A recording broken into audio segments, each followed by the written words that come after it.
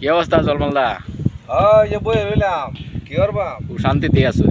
আছি মোটামুটি। এই যে বৈশাখ মাসে তো শুনছিলাম হারভেস্টার লয়ে গেল, ধান কাটার মেশিন লয়ে গেছিলেন বাড়ি, কি অবস্থা, কেমন ধান টান কাটলা? আরে ভাই কইও না, দেয়া তো কামাইছি, হারভেস্টার লয়ে ধান কাটছি, কিন্তু ভাই সব সু, হ্যাঁ সব সু। কি কোন? একটা বালা মানুষ পাইলাম না। এই যে কাইল্লাদুরি, সারাগোনা, জাহাঙ্গীরপুর, রংপুর, বিভিন্ন জায়গায় ধান কাটলাম, একটা মানুষ পাইলাম না। সব সালা সু সু।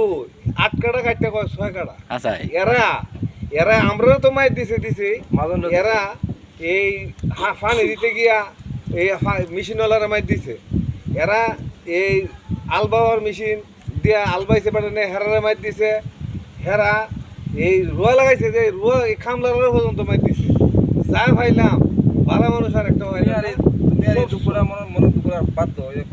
আরে ভাই না কই আমার ভাই হানিফ কইতাছে যে আমরা হারভেস্টার লয়ে গেছি, আমরা ধান কাটছি, দিয়া তো অনেক কামাইছি। ওর না কই এত ফাত্তাছি না, দুঃখটা তো না কইলে তো বুঝতো না ভাই। আমরা যে মাইর দিছে জনগণে, এই দুঃখটা তো আমরা বুঝাই পারতাছি।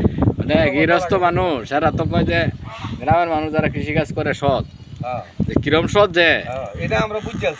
আর 8 কাটা কাটাইছি, 6 কাটা কাটাইছি, এইটা মানে একাইলে খেত করলে ওরা বোঝা যায় কেমন শর্টটা।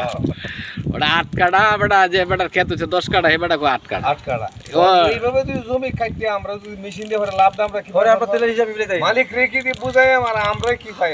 এইটাই হলো কথা। এই ধরনের অবস্থায় না সৎ খালি মুয়ে মুয়ে, সৎ মুয়ে অন্তরে সৎ, অন্তরে সৎ নাই। নিজের বেলা হলেই পরে বোঝা যায় সৎ, সৎ আর অসৎটা।